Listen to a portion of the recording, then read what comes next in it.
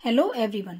आज आपको मैं सिलाई मशीन में होने वाली समस्याएं, उनके कारण और उनके समाधान सब कुछ बताने वाली हूँ। साथ ही मशीन की सफाई और ऑयलिंग करने का सही तरीका भी बताऊंगी।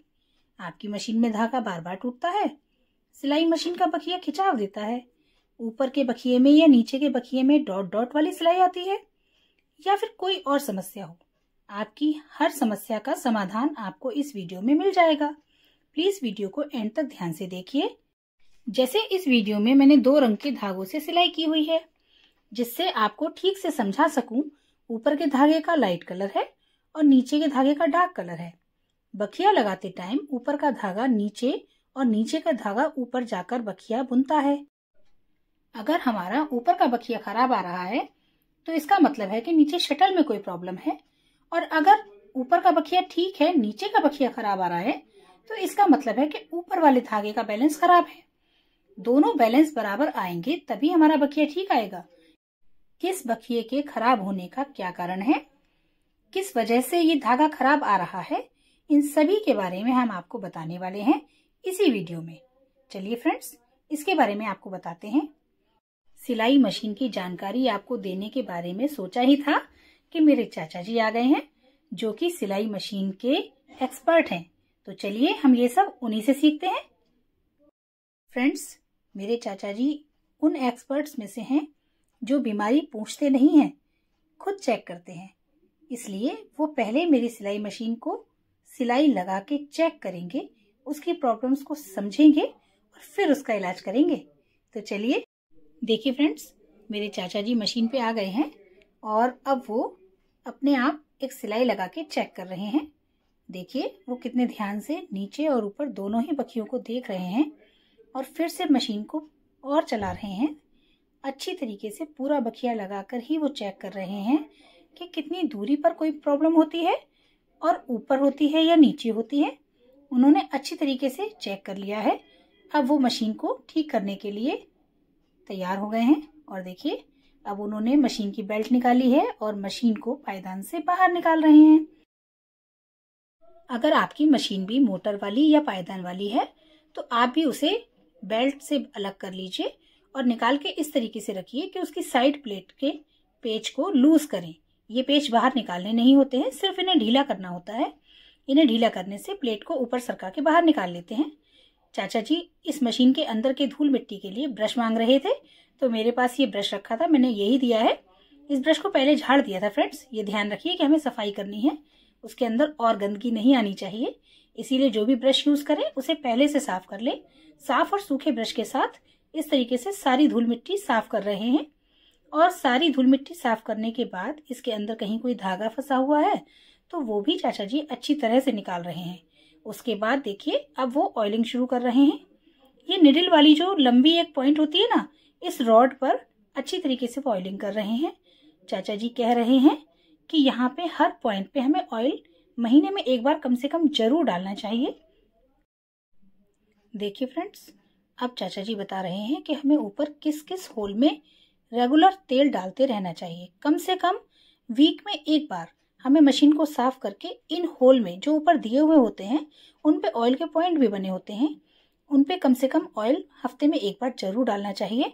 साथ ही ये जो अंदर दिख रहे हैं ना, ये जो चाचा जी देखिए चला के दिखा रहे हैं आपको, जो ये पुर्जे ऊपर नीचे हो रहे हैं, इसका मतलब ये ज्यादा यूज होते हैं। इनमें ऑयल डालना बहुत जरूरी है, वरना ये घिसने लगते हैं। इसीलिए इनमें ऑयल जरूर डालते रहिए।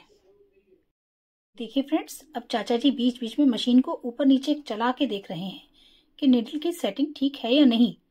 निडल हमारी इस फुट से टकरानी नहीं चाहिए, बिल्कुल इसके सेंटर में चलनी चाहिए। इसके लिए वो बार बार चला के चेक कर रहे हैं। साथ ही वो बता रहे हैं कि ये जो नीचे शटल है इसको भी हमें बार बार साफ करते रहना चाहिए और इसमें भी अच्छी तरह ऑयल डालना चाहिए। साथ ही ये जो साइड में रॉड बनी है, इन रॉड में कम से कम 6 महीने में एक बार तो अच्छी तरह सफाई करके ऑयल जरूर डालना चाहिए, क्योंकि ये पुर्जे मशीन के चलने में बराबर घिसते रहते हैं। अगर इनके बीच में ऑयल रहता है तो चिकनाई की वजह से वो पुर्जे घिसते नहीं है और हमारी मशीन की लाइफ ज्यादा रहती है और मशीन आवाज भी नहीं करती। ये देखिए चाचा जी मशीन में ऑयल डाल के दिखा रहे हैं। इन सभी पॉइंट पे रोज नहीं तो कम से कम 6 महीने में एक बार हमें अच्छी तरह से ऑयलिंग जरूर करनी चाहिए फ्रेंड्स। ये चीज आप समझ लीजिए। और जो ऊपर के कुछ पॉइंट हैं उनमें और शटल में, इन चीजों में तो हमें वीकली या 15 दिन में एक बार जरूर ऑयल करना चाहिए। बट ऑयलिंग से पहले मशीन की धूल मिट्टी को अच्छी तरह साफ कर लें, इस बात का विशेष ध्यान रखिए। जब हमारी सुई नीचे फुट से टकरा रही होती है तो हमारे नीचे दंतराल की सेटिंग कुछ गड़बड़ होती है। उसको ठीक करने के लिए देखिए चाचा जी नीचे इसकी जो प्लेट है उसे खोल रहे हैं। इन पेज को निकाल के वो इसकी सेटिंग ठीक कर रहे हैं। फ्रेंड्स, ये नॉर्मली आप और हम नहीं कर सकते हैं, ये कोई अच्छे एक्सपर्ट ही कर सकते हैं। चाचा जी तो एक्सपर्ट हैं इसीलिए वो कर रहे हैं, लेकिन आप और हम बाकी की सफाई जो ऊपरी ब्रश से की गई है और धूल मिट्टी पोंछने के बाद जो ऑयलिंग की गई है, ये हमें जरूर करते रहने चाहिए। लेकिन अगर इस तरह की कोई बड़ी प्रॉब्लम है तो किसी एक्सपर्ट से हमें मशीन को ठीक जरूर करा लेना चाहिए, क्योंकि ऐसी चीजों की लापरवाही हमारी मशीन को और ज्यादा खराब कर सकती है। इस दांते वाली जगह पे हमें ये जरूर चेक करते रहना चाहिए कि इसमें कोई धागा फंसा हुआ ना हो, और अगर कोई धागा फंसा है या कोई धूल मिट्टी जम जाती है उसे हमें किसी बारीक ब्रश से झाड़ के साफ कर देना चाहिए। और उसके बाद इसमें भी हमें अच्छी तरह ऑयलिंग करनी चाहिए। नीचे से शटल को भी निकाल के साफ कर लेना चाहिए और ऑयलिंग करके ही लगाना चाहिए। मशीन को पलट के भी हम इसकी सफाई कर सकते हैं। देखिए फ्रेंड्स, चाचा जी ने मशीन को पलट के रखा है तो इसमें ये धागा फंसा हुआ दिख रहा है। अगर हम ऊपर ही ऊपर से सफाई करते रहेंगे, नीचे नहीं देखेंगे, तो नीचे के ये फंसे हुए धागे हमें नहीं दिखेंगे और हम इन्हें नहीं निकालेंगे तो जब तक मशीन चलती रहेगी ये धागे फंसते हुए और अंदर चले जाएंगे और मशीन की परेशानी को बढ़ा देंगे। इसीलिए फ्रेंड्स, कभी कभी मशीन को पलट के भी देख लेना चाहिए और उसके अंदर जमी हुई धूल मिट्टी और इस तरीके के धागों को निकाल के सफाई करके ऑयलिंग करनी चाहिए।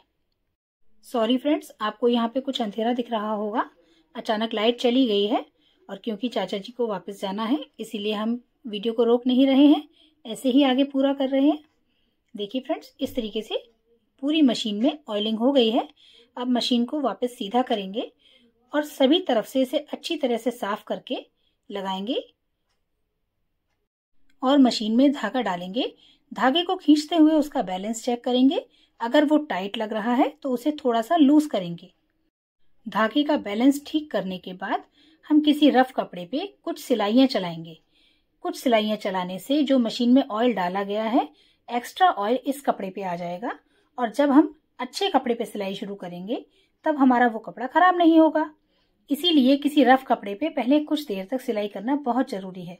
आप चाहें तो बिना धागा डाले भी काफी देर तक मशीन को चला के उसका एक्स्ट्रा ऑयल इस रफ कपड़े पे निकाल सकते हैं। इसके बाद ही आप किसी अच्छे कपड़े पे सिलाई शुरू करें, वरना आपका अच्छा कपड़ा खराब हो सकता है। देखिए फ्रेंड्स, अब हमारी बखिया ठीक हो गई है। उसके लिए मैं आपको वापस उसी कपड़े पे सिलाई लगा के दिखा रही हूँ जिसपे पहले मैंने खराब सिलाई चेक की थी। देखिए, अब ये सिलाई पूरी लगा के आपको दिखाती हूँ कि हमारे बखिए में क्या अंतर आया है।